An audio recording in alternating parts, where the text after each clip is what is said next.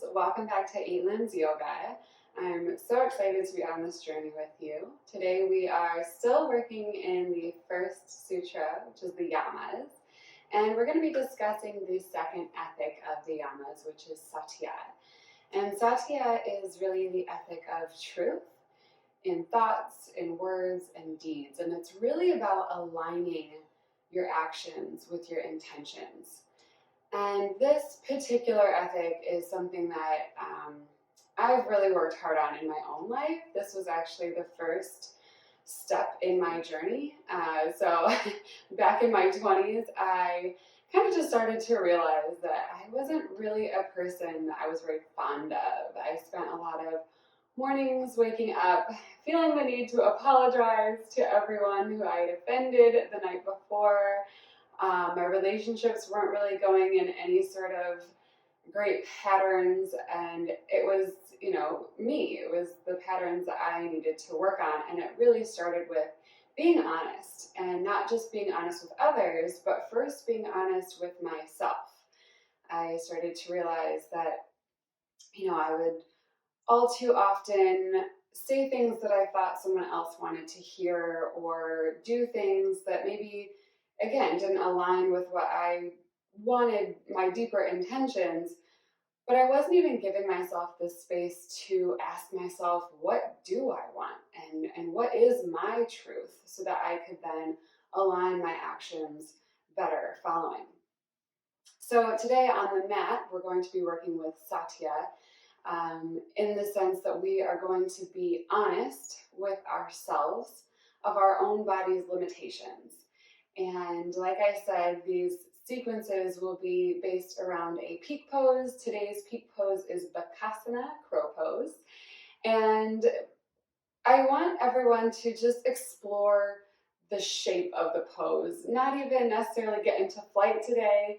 Again, practicing Satya, so being honest with where the body is. I'm going to give you plenty of options of where to start and where to work.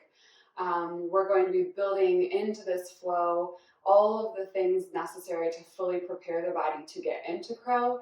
And if you don't necessarily fly today, totally okay. Again, we're still practicing ahimsa, honoring ourselves, being non-violent with our words and thoughts. So just noticing where we are, noticing where we can work if we're not quite there yet, and being okay with that, being honest and kind to oneself. So as we get to practice today, let's go ahead and start on our backs. So everyone come lay on your back. And this shape can take whatever feels good to you. So you can come all the way down onto the mat, arms stretched out wide. Maybe it feels good to plant the soles of the feet. I like to plant mine so that they're pretty much as wide as the mat, and then I just knock my knees in together. And then I like to bring one hand to my belly and one hand to my chest. Close down the eyes and just start to tune into my breath. So just noticing where I am here in my body. Am I tense anywhere already? Just taking that mental checklist of where my body would like to open, maybe where I'm hugging my shoulders into my ears, like where can I release in the body? And then using the breath to open space in those areas. So noticing that the breath on the inhale likes to expand, and on the exhale comes in with this beautiful contraction. And I like to take the inhales and think about inhaling all that is good and all the great things, and sending those good things into those areas of the body that are tense. And on the exhale, taking any of those tensions or taking anything that is just not serving me and sending that out through the exhale. It's like I'm squeezing out anything that is no longer serving this body right now. So maybe just taking a few of those deep inhales and long, deep exhales.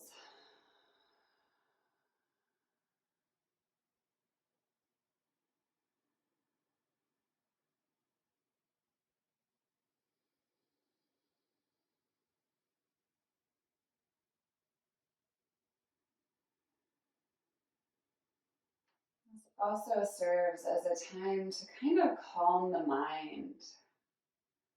So as we're here focusing in on the breath helps you to kind of lower the volume of the thought radio. That's what I like to call it. Directing your attention on the breath so that then becomes what you are most in tune with. So then all the other thoughts become these kind of staticky stations in the background.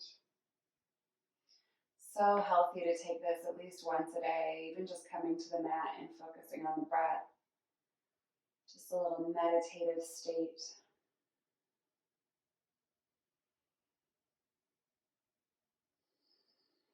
And as you're ready, we'll start to open up into the body. So just bringing one knee into the chest and then the other, wrapping your hands on the outsides of your shins, maybe starting to find a little rocking motion back and forth. Sending some love into the low back. Maybe drawing circles with the knees, starting to waken the hips. If you're drawing circles one way, think about reversing into the other way as well. And then from here, we're going to start to come into the shape of happy baby. And now everyone is different, so either way, we're just thinking about drawing the knees in and kind of in towards the armpits. And maybe this is a lot for you, and so your hands only make it on the outsides of your hamstrings, and that's totally fine. Maybe you can go a little further, but your hands only reach down to your ankles. Again, being honest with where you are. Maybe your hands can reach to the outsides of your feet, and then we really work to draw the knees into the armpits. And then you might notice as the knees come in, the tailbone wants to rock up. See if we can actually take the tailbone and send it down toward the mat. So we have this opposition of forces happening where the knees are going toward the top of the mat or in toward the armpits. Tailbone is rolling down toward the bottom of the mat. Just feeling it out, noticing where the hips are, where the hamstrings are. Again, being honest with yourself about where your body is, and then taking ahimsa into account and being kind with yourself and not judging. And then we'll start to extend the right leg out and up if that is accessible to you. Bending the right knee back in, and then we'll take that on the left side. Opening out. And then drawing that knee back in, and maybe we take that both legs at the same time, really extending through the heels, drawing the tailbone down on the mat, opening up the legs. And then go ahead and bring them back to center. So before we even attempt to come into Bakasana or crow pose, I'd really like to go over what the body is doing in this pose. And lucky for us, one of the best ways to do this is actually where we are already lying down on the mat. So we're going to come into this supine Bakasana, or lying down crow. And how we're going to do that is we're just going to replicate the shape in our body and kind of go into understanding what is needed within the body to get into this shape. So there's a few different things. One, we're really thinking about opening up the shoulder blades away from one another. So go ahead and press your hands up out in front of you, almost like they're pressing onto the ceiling. And I want you to really think about pressing so much so that you can feel the shoulder blades drawing away from one another. So that's one action that we're going to have here. The next action is we're going to be curling up into this tight little ball, and that really means that we're activating in the core. So pressing up through the hands, sending the shoulder blades away from one another, and then we're going to draw the head, neck, and shoulders up off the mat. Now you're already going to feel this in your upper core, so then to engage your lower core, we're actually thinking about taking the tailbone and lifting the tailbone up. And now you've got that whole core engagement. So we're still pressing through the hands, drawing the shoulder blades away from one another, drawing in and up through the tailbone. And then the next action we're taking is we're actually going to try to draw the knees on the outsides of the arms and then squeeze the knees into the outsides of the arms.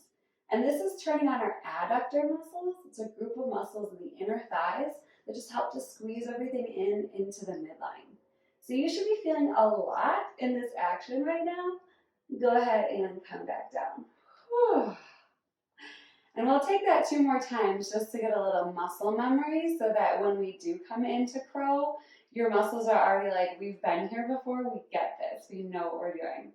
So let's set that up again. So first, go ahead and bring your feet off the mat. Knees come up, pressing the earth away, sending the shoulder blades out away from one another. And then we're curling, lifting up with the head, neck, and shoulders. This turns on the upper core. And then we're taking the tailbone, we're lifting that up, spreading the knees out wide, and then hugging the knees into the outsides of the arms. Whew, finding our breath here, finding our stability, and then letting it go. Beautiful work, you guys. So you should be really feeling this in the core already. And we're going to be doing just one more core workout after this just to really get the core engaged. So we're going to set that up again, bringing the feet off the mat, pressing the hands up into the ceiling, really pressing the shoulder blades away from one another, inhaling, lifting head, neck, and shoulders, and then bringing the tailbone up, sending the knees out wide, and then squeezing the knees into the outsides of the arms. Staying here for 3 breaths. Really trying to activate every part of the body. 2 more breaths. Squeezing in the knees. And go ahead and let go. You guys have worked so hard already. This is great. So from here, we're just going to roll ourselves up. So maybe hands come behind the hamstrings. We're just going to rock back and forward and back and forward. And so we're coming into our boat pose, Navasana. So from here, you're finding this little sweet spot in between the tailbones and the sacral area. And it's kind of like this, I don't know, like a little bit of a shelf, I think, maybe, I don't know. And then from here, we're going to keep the knees bent today. So sometimes in Navasana, you'll see full expression, which is feet all the way up. But we're actually going to be working to a dynamic boat pose, which means we're going to be moving. So knees bent is just fine. And maybe we have the hands behind the hamstrings to help. Either way, just making sure you're not sinking in this. We're really drawing in the core, actively drawing the chest up. And then maybe the arms come out to the side.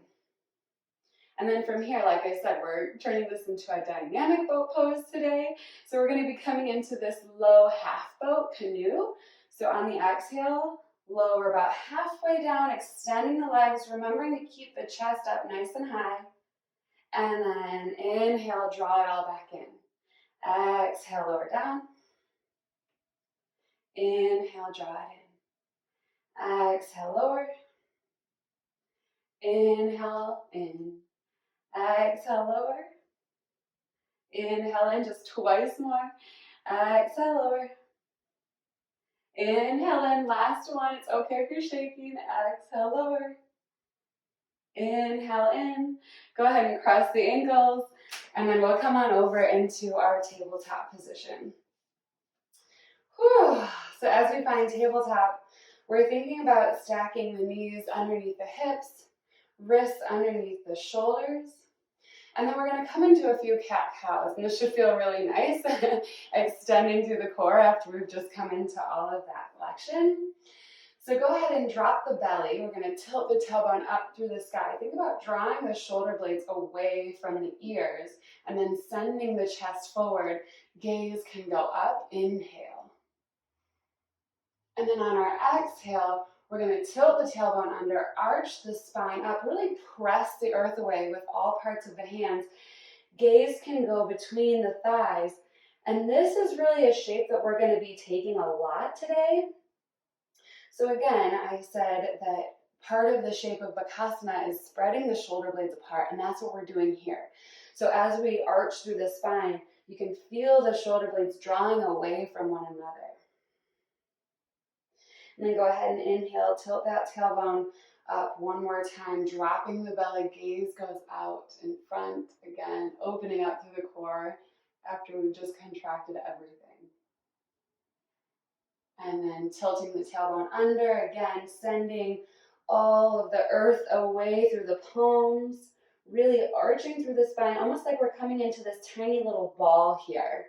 And again, this is going to be a repeat shape that we're going to be seeing throughout this practice. Last time, dropping the belly, sending the gaze out. And then exhale, rounding one last time. Inhale, finding your neutral spine. And then from here, maybe we walk our hands just a little bit out in front. We're going to tuck the toes under, send the hips up and back, and press back into our downward facing dog. When you get into your downward facing dog, go ahead and bend one knee and then the other, just pedaling it out, starting to slowly work into the hamstrings. We're also thinking about the same thing I talked about in my chaturanga video, which is external rotation through the shoulders. So sending those shoulder blades away from one another. And that just helps to create more space in the chest area. And from there, then we can kind of send the chest through the gates of the shoulders and send it back towards the thighs. Again, thinking about pressing into all parts of the hands, all of the knuckles equally. And then as you're ready, we'll start to walk our feet up towards the hands. Coming into our forward fold.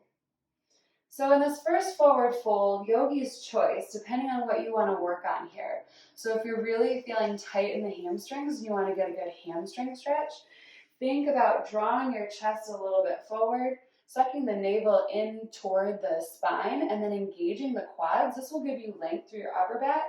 And then we just use that almost as a lever as we come down into this forward fold. Maybe you're like, hamstrings, I'm not even ready to work on those. I'm just feeling tight in the upper back. If that's the case, then we're going to find a generous bend in the knees, and we're going to drape ourselves over like a rag doll and just shake it up.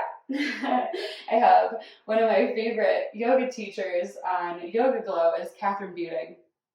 She's the best. And she always talks about, like, I don't know, being like a salt shaker and just bouncing around, and I love it, and it feels so good, and laughter feels so good. So by all means, don't take yourself too serious in this practice, and also know that it's your practice. So listening to your body, honoring what your body needs in this moment. And then as you're ready, we'll start to slowly peel our way up. Arms come up overhead. Inhaling here, palms to touch. And then as we exhale, drawing the hands to the chest. Fun fact, when I was in my yoga teacher training, my guru always said that as you're pulling your arms up, it's like you're capturing all of this energy and you're bringing it up to the top. And then as you bring that energy in, glide your hands over the third eye center. And it's like you're awakening this innate wisdom within yourself as you pull in all of this energy. So maybe that resonates, maybe it doesn't. Take it or leave it, totally your choice. But I just thought I would share that with you. I've never heard it anywhere else but my teacher training. And again, I'm here to just share what I've learned along the way. So we're going to get going with some sun salutations just to warm up the body. So as we're ready, inhaling, arms come up overhead. And then as we exhale, we're diving forward with our chest leading, our hips are sending back, and then we're just coming down with this flat back into our forward fold. From here, inhaling, finding a flat back position. And now depending on how open your hamstrings are right now, maybe this means that our hands are on the thighs or on the shins, or maybe we're all the way down to the ground. But either way, we're really thinking about finding length through the spine. So it's almost like someone has a string attached to your tailbone and the crown of your head, and they're pulling both directions. So you're really finding length through the spine. So maybe wherever that means to you, like I said, there's different options here. Either way. Exhale, folding forward. And then we're gonna bend the knees as much as we need to so that we can fully plant the hands on the mat. And from here, we're gonna step the feet back into our plank pose. And so plank pose, thinking about wrists underneath shoulders, sending energy out of the heels, tucking the tailbone under. So a lot of people want to come into this tented position. We're really thinking about drawing the tailbone under. That helps to engage the core. You can probably already feel that. And we're going to work through a modified vinyasa. So normally a vinyasa would include a chaturanga down to an upward facing position, Bhujangasana, or upward facing dog. Today we're really just focusing on working on upper body strength.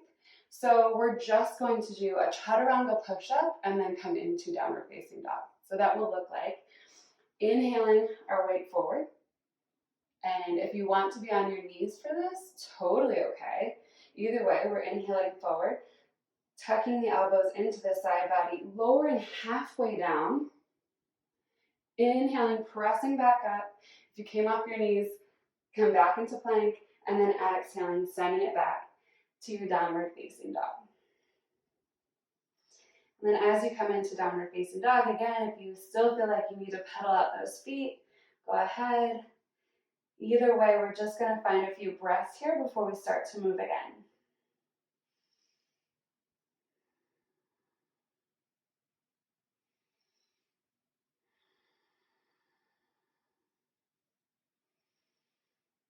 And then as you're ready, start to walk your feet up toward your hands. Coming back into our forward fold. And so this is where you can play. Maybe the first forward fold you had your knees bent, and now this one you want to work with more straight knees, or vice versa. Either way, listening to what you want. And as you're ready, inhaling, coming all the way back up, arms come up overhead, palms to touch, exhale, bringing it all back in. So we're going to move through this twice more, a little bit more of a quick pace. I just wanted to break down everything for you. So inhaling, arms come up overhead. Exhaling, hinging forward, forward fold. Inhale, halfway lift. Exhale, planting the hands, stepping back into your plank pose. From plank, either coming down onto the knees or staying up off, either way. Shifting the weight forward, hugging the elbows into the side body, coming down about halfway. And then inhaling, pressing back up to plank pose. Exhaling, downward facing dog. Once again, tuning back into the breath. The breath is a great tool that we have because the more that we are able to manipulate or control the breath, slowing it down and making it steady and equal, this has the same effect on our brain. So when we start to get these panicky feelings when we go through more challenging poses, if we can remember to tune into the breath and slow the breath will then help to slow the mind. And then we don't get so panicky and things don't seem so challenging. As we're ready, starting to walk the feet back towards the hands. Forward fold. Inhale, root to rise, coming all the way up. Exhale, hands to heart center. And last time here, inhaling, arms come up overhead. Exhaling, forward fold. Inhaling, halfway lift. Exhaling, planting the hands, stepping it back, plank pose. Knees or not. Inhale, shift the weight forward. Exhale, lowering halfway. Inhale, pressing back up, plank pose. Exhale, downward facing dog. Couple more breaths to reconnect.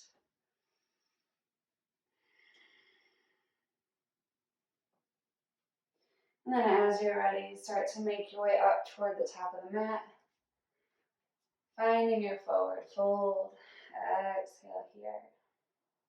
Inhale, arms come up overhead. Exhale, hands to heart center. Beautiful. Go ahead and lower the hands to the side. We're going to add on to this. Opening up. Inhale, arms come up overhead. Exhale, forward fold. Inhale, halfway lift. Exhale, we're going to step all the way back to downward facing dog. From down dog, we're going to inhale the right leg up toward the sky.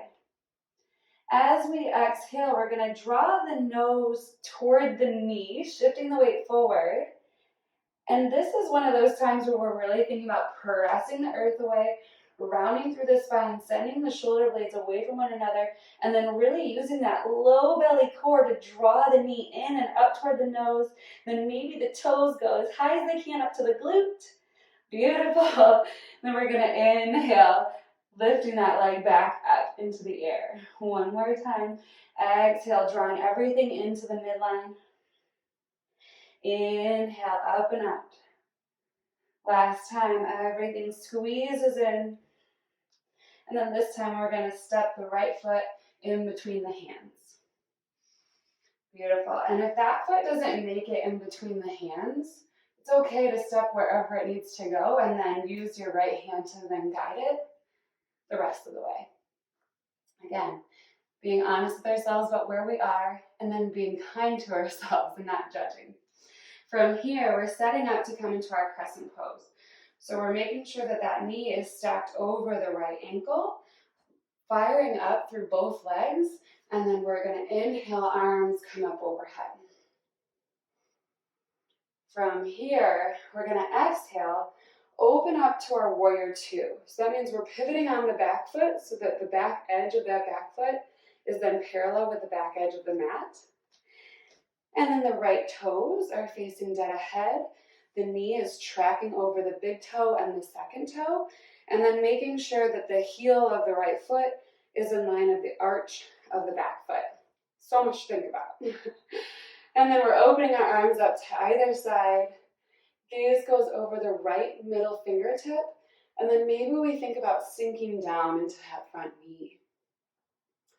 All the while still maintaining integrity through the back leg. Firing up through the glute really helps to draw energy down that back leg.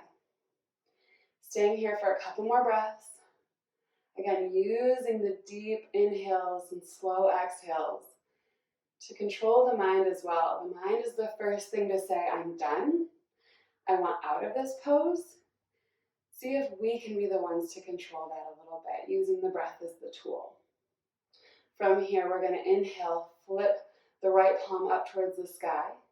We're going to start to send our chest up and back, dropping the right or the left fingertips down the left leg, keeping a generous bend in that front knee. And then as we inhale, coming back through warrior two, we're going to send that front knee out to straight, and then shift the hips toward the back of the mat, and then reach the torso as much as it can go, and then drop the hand down. So might mean that that right hand comes to, again, the shin or the ankle, or it comes to the mat. Either way, we're going to open the chest up toward the side of the mat, almost like we're bringing it up toward the sky, and then the left fingertips are up toward the ceiling. Gaze can be up towards the left fingertips, or it can be down to the mat or straight out. Again, whatever feels best on your neck. From here, still firing up through the legs, making sure we're not just dumping into that right side body, but really thinking about finding that length again, like we were in the flat back position. And we're drawing out through the crown and the tailbone, lengthening through the spine as we're here. And then on in the next inhale, coming back up. Exhale, sinks you down into your warrior two. And then go ahead and cartwheel your hands so that they frame the right foot. From here, we're going to take the right foot, step it back to meet the left, coming back into our plank, and we'll work through our modified vinyasa. Inhaling, sending the weight forward. Exhaling, squeezing the arms into the side body, coming halfway. Inhaling, pressing back up. Exhaling, downward facing dog. Beautiful. So we'll try this on the second side. Inhaling, the left leg comes up. Exhaling, really squeezing everything into the midline, drawing the knee as close as you can towards the nose, pressing the earth away, drawing the heel up toward the glute. Inhale, extend out and back. Inhale, coming all the way in. Inhale, out and back. I think I said that wrong. Exhale is where we squeeze everything in. And then this time, dropping the left foot in between the hands. Beautiful. So again, we'll set up here, making sure our foundation is strong. Knee over ankle, firing up through the legs. Inhaling, arms come up overhead, coming into the crescent lunge.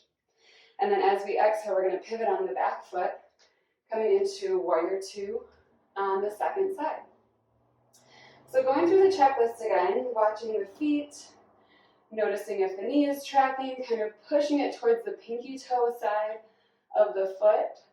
Arms are out long and with integrity, so anyone can just kind of jump and be here, but really finding the energy through the arms almost helps find a buoyancy in this pose. So breathing here, maybe sinking a little bit deeper in that front knee. Again, gaze goes out to the left middle fingertip this time. And then as you're ready, we'll flip the left palm up. Inhale, drawing the chest up and back. Left arm can start to go over the head. And then sinking into that front knee still. You'll find a nice side body stretch into the intercostal muscles of the left-hand side. And then as you're ready, inhale, back up to warrior two. Straightening out the front knee. And then shifting the hips to the back of the mat. And then reaching out with the left fingertips. Dropping those wherever they land. And then opening the right side body up toward the sky. Right hand goes directly up.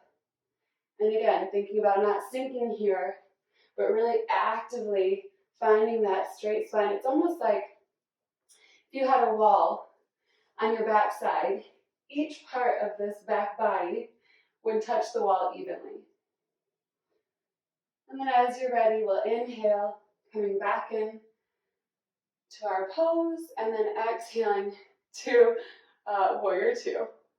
Go ahead and cartwheel the hands, planting them on either side of the left foot this time, and then we'll step the left foot back to meet the right, coming into our plank pose yet again, shifting the weight forward, hugging the arms into the side body, coming down only about halfway. Inhale, back up to plank. Exhale, downward facing dog. And if at any time you feel like that's just too much, I can't do that vinyasa, just feel free to come back to downward facing dog. No need to injure thyself. Still practicing ahimsa here. And then as you're ready, we will continue.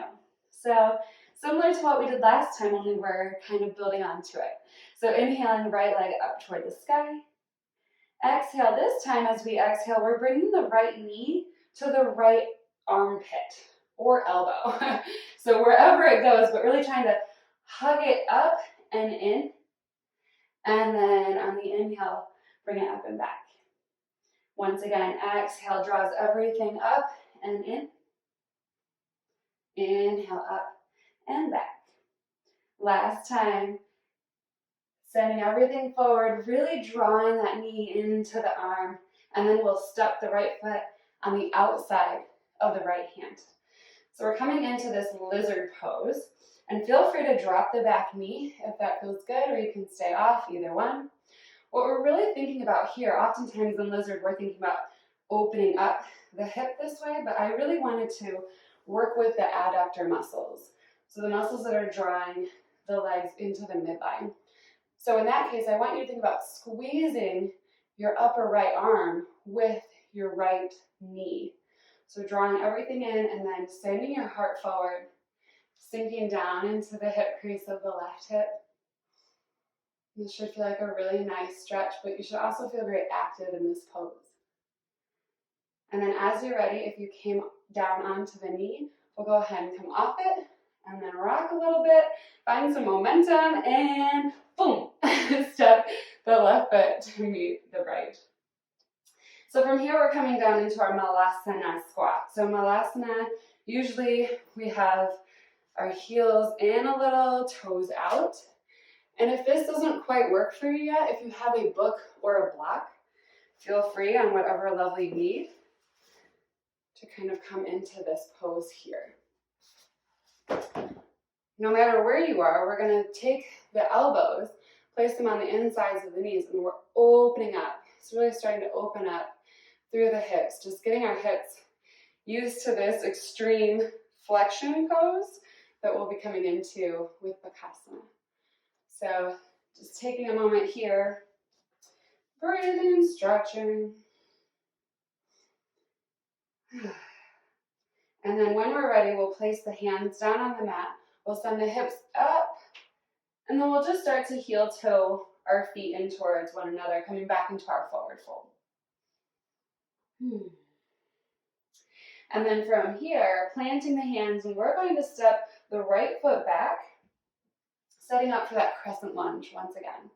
So remembering stacking knee over ankle, firing up the legs, and then arms come up overhead. Beautiful. So from here, we're going to be working on some balance and balance, adduction, shoulders, blah, blah, blah, blah. We'll get there, I'll talk about it. So arms are up for now. And then we're going to exhale, bringing the hands into the heart center. So we're setting up for Warrior 3. Warrior 3 is a one-legged standing balance pose. So how we're going to get there is we're going to shift our torso forward. So we're kind of starting to bring the weight into the front foot here. We're really going to power up through this front leg, and then we're just going to start to drag the back leg up and off the mat. And so from here, really thinking about being super sturdy in that standing leg, finding one point to gaze at will really help, and then really shooting energy out of this floating leg as well. So I feel like the more energy I have out of this floating leg, the more even this balance pose is for me. Hands can stay at the chest, they can go out behind or in front. Either way, we're going to find a little bend in that standing leg, and we're going to start to shift the torso back up to standing, hugging the right leg up into the air. So from here, still keep maintaining the bend in that standing leg, and we're going to take the right leg and just kind of wrap it around the standing leg. And maybe yours just comes about here. I'll do it this way. Maybe it just comes to one wrap, or maybe you can sink down and really work to wrap twice. Either way, again, being honest with where you are, practicing Satya. And then we're going to take the arms and we're going to do the same thing. So the right arm is going to come on top, left arm comes below, and then wrapping only so much as you can. From here, we're thinking about drawing the elbows up to the shoulder height, and then bringing the hands out away from the face. So we're in this eagle pose, Garudasana. And so you can probably already start to feel your shoulder blades spreading away from one another, but we're going to do one more thing here. We're going to turn this into a sleeping eagle where we start to fold in on ourselves. So we're really actually finding a lot of the same movements that we're going to find in Bakasana, where the shoulder blades are folding away from one another. We're coming into this tiny little ball-like shape, engaging the core, and then as you can tell, your adductors, your inner thigh muscles are squeezing in to be in this tight little ball-like shape. And we're also balancing. We're practically in Bakasana. Anyway, inhaling, coming back up, undoing the arms, undoing the legs, and we're just going to take the right leg, step it back again, coming back into crescent. Beautiful work. And so again, so many places to stop there and practice, and I encourage you to. As you're ready, go ahead and bring your hands down to frame your front foot. Step the left foot back to meet the right. Coming back through our vinyasa, again, feel free to skip it or come down to the knees. Either way, we're going to send the weight forward, hug the elbows into the side body, come down halfway. Inhale, press up, back into plank. Exhale, downward facing dog. Beautiful. So you guys already mastered that on the right side. So we're going to do it on the left. As you're ready, inhaling the left foot up. As we exhale, yet again, we're sending our weight forward, drawing that left knee open so that it comes and makes some sort of contact maybe. with either the elbow, or if you can really lift it up into the armpit. Inhale, up and back. Exhale, coming forward. Drawing that knee wherever it goes. Inhale, up and back. Last time. Really see if you can work to draw a little bit higher. If you were at the elbow, maybe just a little higher. And then go ahead and set the left foot outside the left hand. Again, yogi's choice, you can come down on the back knee. Either way, this time we're really working to squeeze this knee into the upper arm. Just engaging those adductor muscles, firing them up, getting them ready for what's to come. Finding some length in the chest, and then sinking down, feeling it opening into the right hip flexor. Ooh, feel rest here. You know it's about to come, so take advantage of this slower time. And then as you're ready, we're going to pop off the back knee if you had it lowered. Find a little rocking motion so we've got some momentum built. And then as you're ready, we'll step the right foot up to meet the left. Sink the hips down, come back into our Malasana squat. So the elbows are on the insides of the knees, really working to open up through the hip creases. Reconnecting to the breath. Slowing the breath down, slowing the mind down, preparing us for what is to come. And then as you're ready, planting the hands down on the mat, we'll send the hips up high, heel toe our feet in toward one another, and then come into our forward fold. From here, planting the hands, we'll step the left foot back. Again, coming into crescent lunge on this side. Inhaling, arms come up overhead. And then we're going to work through this little flow sequence. So then taking the hands to the heart center, shifting the weight forward, really powering up through this standing leg. And we're just going to keep sliding until that back foot draws all the way up and off the mat. Again, thinking about firing up not only through the standing leg, but through the floating leg as well. Finding a drishti or a focal point somewhere helps to steady the brain.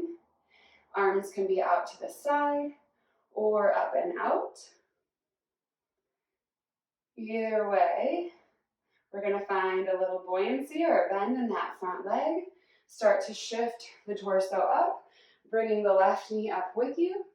And then we're going to take that left foot this time and wrap it around the right. Arms come out, and then taking the left arm over the right this time.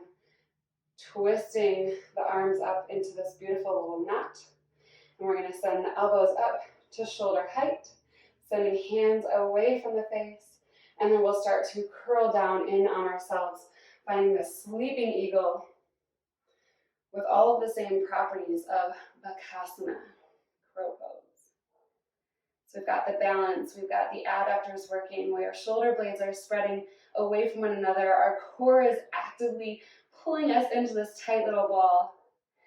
And then as you're ready, inhaling, coming back up, undoing the arms, undoing the legs, and then sending the right foot back, coming back into crescent pose.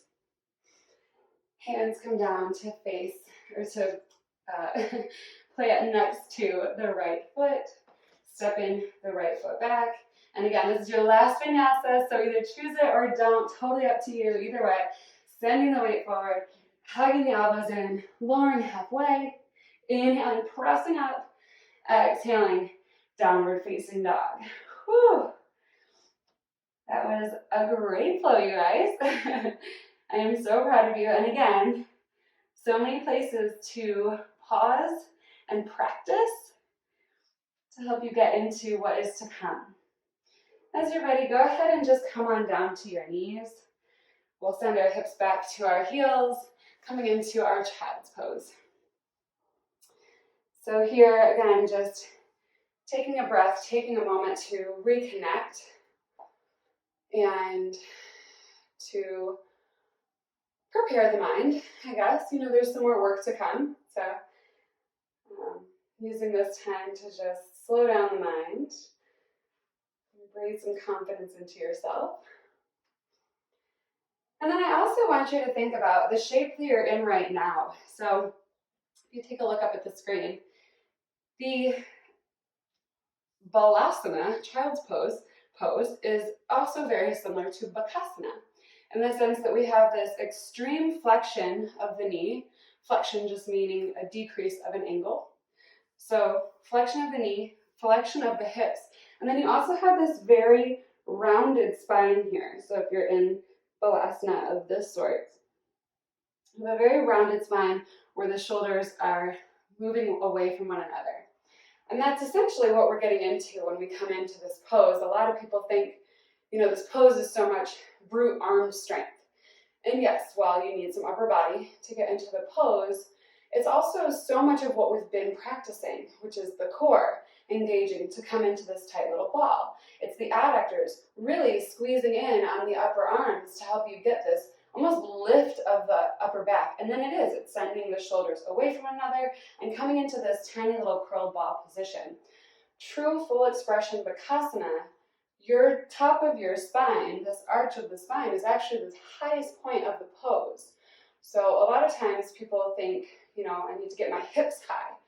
And actually that's counter to what you want to do, because the higher you get your hips, the more likely you are to fall on your face. So what we're really thinking about is finding this rounding of the spine, and we're sending our weight forward.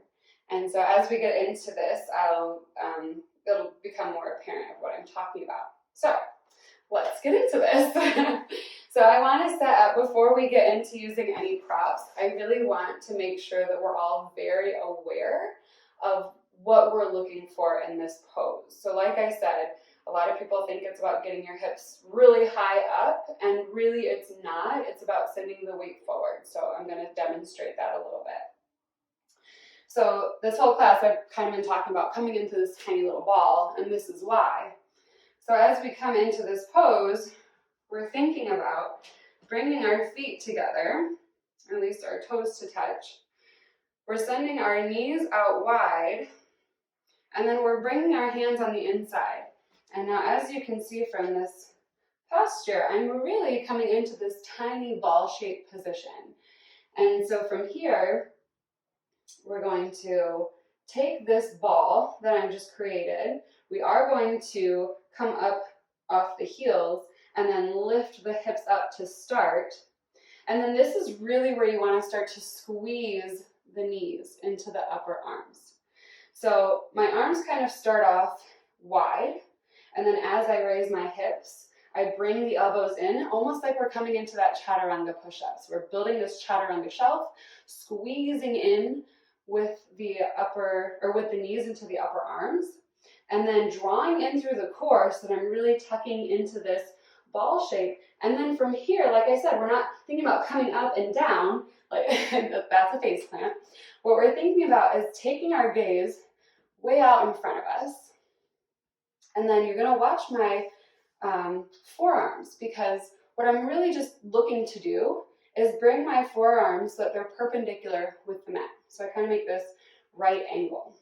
So we'll take that. So toes are touching, knees are out wide. When I start, my elbows are wide. And then I bring the bottom up, which then draws my elbows in toward one another. I'm actively squeezing my adductors in. And then all I'm doing, my gaze is forward. And I just start to shift my weight, so much so that my forearms are perpendicular with the mat. Now, do you see that when I'm shifting, I'm literally just moving forward? So everyone go ahead and just try that. And don't even try to come off the ground. I just want you to work on setting up your foundation. So toes to touch, knees out wide, and then drawing your hips up, bringing that chaturanga shelf, squeezing in the upper arms with the knees, and then sending your weight forward, gaze is forward as well. Perfect. And then go ahead and come on down. Soles of the feet to touch. We'll just take a break. So, like I said, I really wanted to get across this message that Bakasana, like knowing what you're doing in Bakasana helps so much to safely get into it. So you're not thinking about coming all the way up so that you're coming all the way down. It's so much more of this motion of going forward and what you're actively doing. So a lot of people don't know about squeezing the knees into the upper arms, or thinking about drawing the shoulder blades away from one another, coming into this concave form. So we'll do this twice more, kind of building on as we go, and then I will introduce props, because I know some people are still like, I really would like to use props, which is totally okay. So as you're ready, go ahead and come back to the mat, and we'll set up our foundation. So toes are touching, knees are out wide, placing the hands down, and hands down, I don't know, a little bit in front of the shoulders, I guess. As you're going forward, they kind of move, so a little bit in front of the shoulders. Arms out wide at first. You almost have this like diagonal with the bicep and the knee. And then as you raise up, so you're coming to this little ball, raising up the hips, and then as you see my elbows come in toward one another, coming into this chaturanga shelf, I'm actively squeezing my knees in. I'm fixing my gaze way out in front of me, and then just shifting my weight forward so that my forearms are perpendicular to the mat. Now, as you can see, it's hard for me to actually keep my toes on the ground here, so then maybe we do just start to lift one and then the other. And then maybe we actually think about drawing the feet toward the bottom. And that's a lot of core work. And go ahead and come down if you've got that. Whew, sit back down. Soles of the feet together, rest it out a little bit. So then we'll do one more, and I'll give you the final full expression, and that involves, so after you've come forward, you find that your feet are off the mat. The next thing you want to work on is bringing your toes up towards your bottom. And then once you've got that down, then we work to extend the arms straight. And the only way that you can really do that with leverage or with balance is to make sure that you are arching so much so in your upper back that you don't lose that balance. So that's what we're going to work towards next. And if you have this in your practice and you already have full expression, I encourage you to work on one-legged, or I guess I could show you, up and down. So you're actually tapping the wrists with your toes. So you bring your toe up to your bum and then bring it down to your wrist, and up to your bum and down to your wrist. Or you can work on coming into headstand if that is at all part of your practice. If not, please do not attempt that quite yet. We'll get to that in this series. All right, as you're ready, coming back into our foundation. So bringing the toes together yet again, coming up off the heels, spreading the knees out wide, hands are a little bit in front of the shoulders, elbows are wide at first, coming into this tiny little ball, and then we send the hips up, elbows come in toward one another, squeezing with those knees, sending the gaze out wide, or out in front of you, and then just sending the weight forward, coming off the toes. Maybe we bring the toes up toward the bum, and then if we're here, then we really think about rounding through the spine, straightening out the arms, really plugging in the knees to the upper arms. Okay. Whew. It's hard to talk while doing that. So that was that. Okay, so now I am going to give you some props to work with. I know some people in this pose, their biggest thing is the fear of falling on their face, and I get that. That's sometimes when I'm practicing my handstands, I'm so afraid of toppling over that I can't get my hips above my shoulders, so I totally get it. So that's where these props come in. And I do recommend soft blocks for this, but if you have a book and then maybe a pillow on top, just because I don't think face planting into a book is much better than face planting into a mat, but if it makes you feel better, that's cool too. So from here, we're going to use this block as a preventative face plant machine. So still setting up the way that we were, bringing the toes together, knees out wide, hands come in front. I might need this out further. And then we're going to bring the hips up, squeezing the elbows in, squeezing the knees into the elbows, shifting. We're still focusing past the block, shifting the weight forward, but then maybe it just feels safer that you could put your head down, and then you could work with bringing the feet up to the bottom. Maybe that's where you're at. Maybe you've been taught this way with the block and you want to keep using it. And I have no problems with kind of giving yourself a little perch. The only thing that I want to make sure is that we're still working to go out in front as opposed to lift the hips up as high as we can. Mostly because it's just not the pose. And again, the higher your hips go, the more likely your face is to go down to kind of counter that. So, but either or, this is a way that you can get into this pose as long as you're still focusing on going forward as opposed to going up and over. So you create this perch with a prop, and now this book would be just fine if you have a book here. So maybe you're not worried at all about having this, or maybe you are, either or, you know how that works. But coming back in to our foundation, spreading the knees out wide, hands come a little bit past the shoulders, arms are wide to begin with, coming into this tiny little ball shape. And then we bring the hips up, squeezing the knees into the upper arms. And so you've got this leverage. Now I want to make sure that you are, if you're on this perch here, you are looking so far out in front of you, because like I said, having your hips already up this high, you have a more likely chance to come down. So, squeezing, in, lifting, up, gaze is way out in the front, and then we're just thinking about, again, bringing the arms to perpendicular. Squeeze, squeeze, squeeze, maybe the feet come off the blocks. If they do, bring them up. If those do, straighten out the arms, arch through the back. Woo! Awesome job. Okay, so everybody go ahead and we're going to do a little wrist relief here. So come on to hands and knees.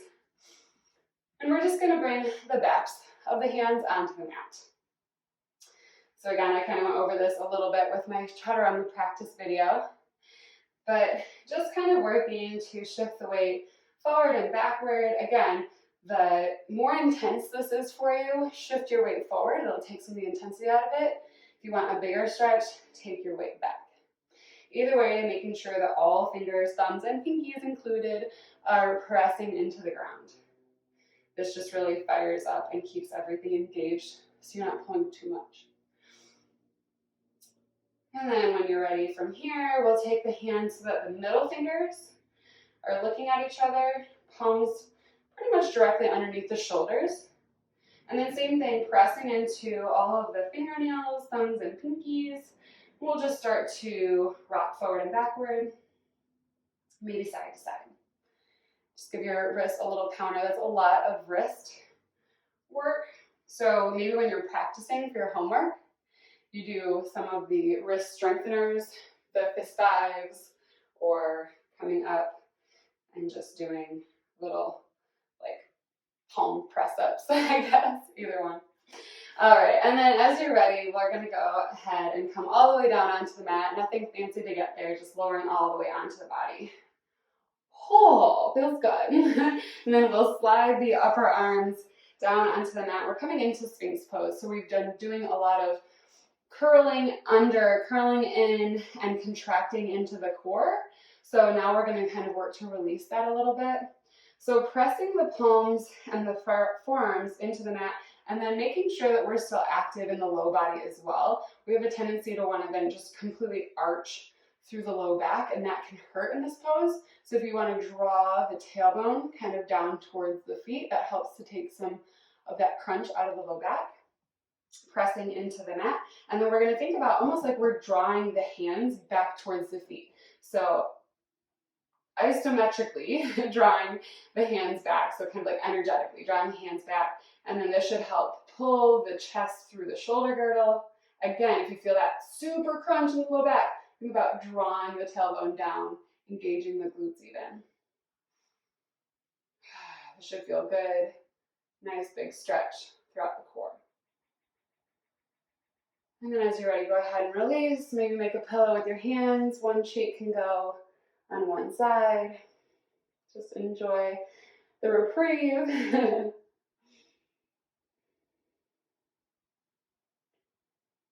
And then as you're ready, we'll set that up again.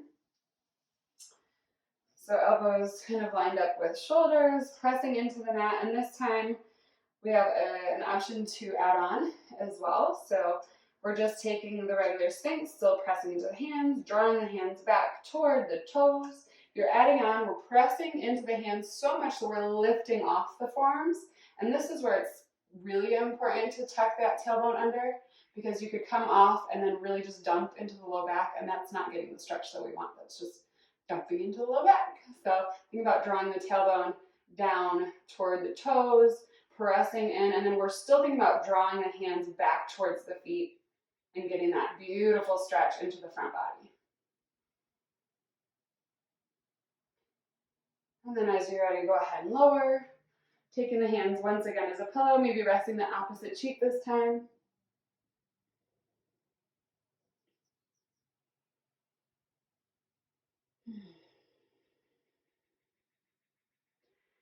And then from here, we're going to work to extend into the shoulders. So like I said, we've been doing all of this rounding and bringing everything in. So now I kind of want to open back up through the front body to counter that. So the way we're going to do that is coming all the way onto the bellies, bringing our arms out to a T, making sure that the hands are directly in line with the shoulders.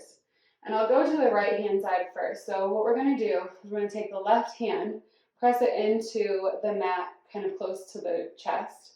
You can lay your right ear down onto the mat. We're going to press and then roll our bodies over to the right. Again, making sure that that right hand is directly out from the shoulder. And from here, you can take the left foot up and over, if that's accessible to you.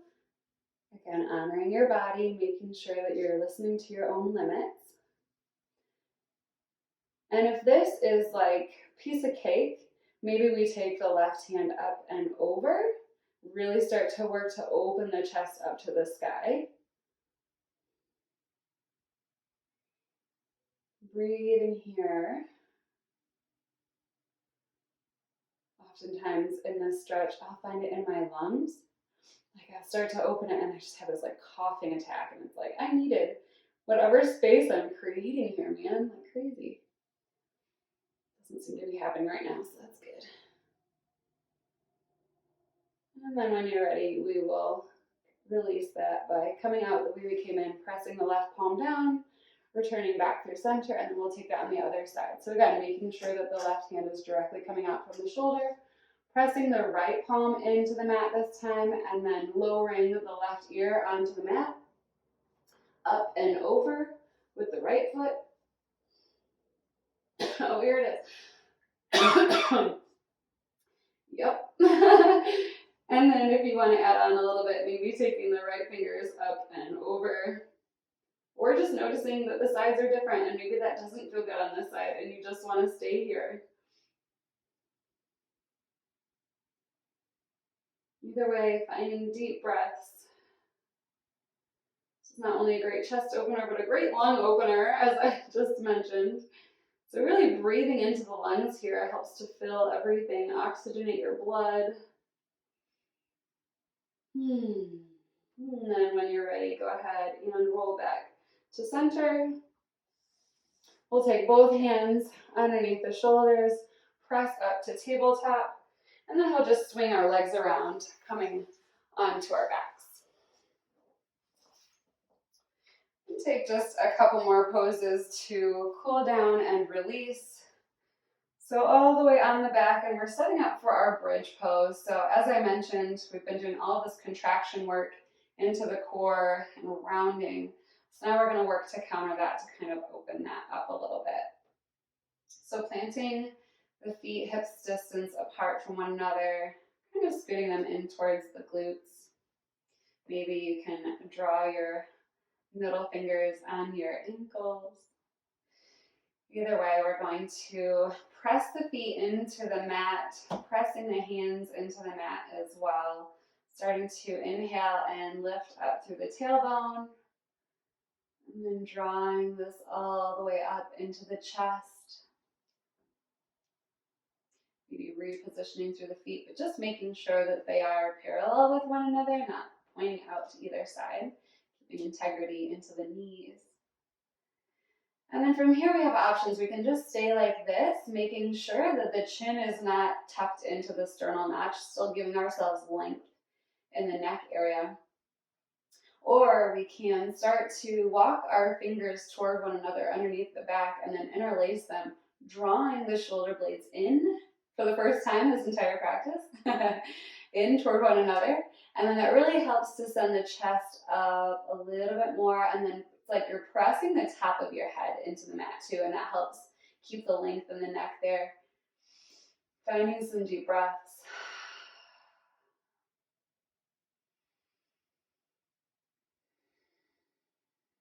And then as you're ready, if you've taken the bind with the fingers, go ahead and uninterlace, walk the shoulder blades out, and then start to lower yourself down slowly, vertebra by vertebra, mouth. And then from here, we're just going to hug the knees in once again. Hugging the knees in, we're kind of ending the way that we began. So hugging the knees in, rolling out the low back, massaging out the lower back.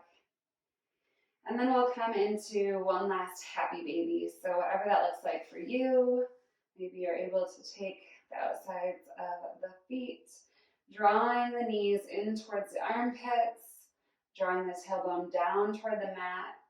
Maybe noticing a difference here, noticing some more space in this pose from when we first started. You're taking a huge breath in. Open your mouth, stick out your tongue. Lion's breath, release that stuff. One of my favorite yoga teachers, Carlin, used to always have us do that after all of our practices. And I tell you, after intense flow and really challenging peak poses, it's like what I need. I need to release that. So go ahead and release the feet. Come all the way down into our final pose, Shavasana. And again, this is your practice, so whatever looks good for you, feels good on the body. Maybe it is coming into this star shape of just letting everything plop down. Maybe that way that we came in with the knees wide and the feet wide and the knees tilted in feels good on the low back. Maybe you have a wall and you know in your practice you like lights up the wall. Again, ahimsa and Satya. Practice being kind with yourself and knowing what your body needs in this moment. As we come into our final pose, we're letting the work be done. We are honoring ourselves by just listening and being the observer. Not trying to manipulate the body anymore, just letting ourselves be. Taking a few moments to let this practice sink in.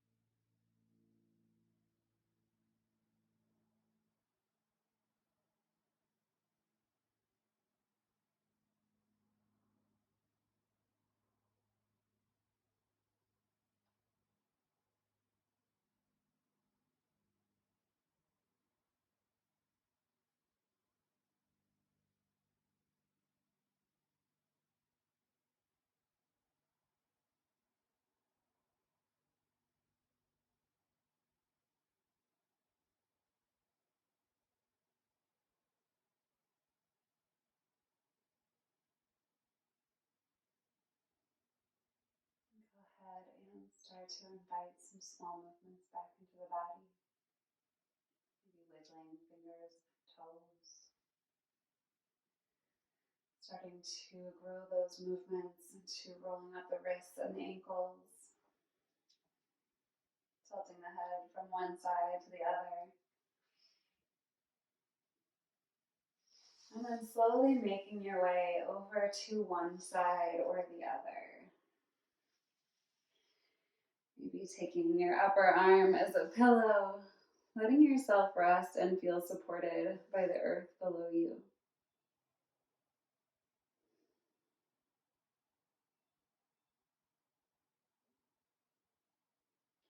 And as you're ready, we'll slowly, in no hurry, start to make our way up to a seated position, keeping the eyes soft in front or completely closed. Once we find our way into this pose, we will take the hands, palms to press, and bring them in front of the heart center. Go ahead and bow your chin down into your chest and give yourself a moment of gratitude.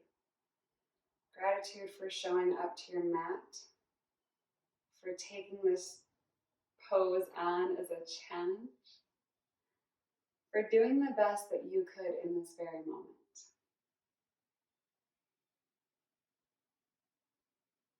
I want to say thank you for practicing with me today, not only this journey on the mat into Bakasana, but this journey of Satya.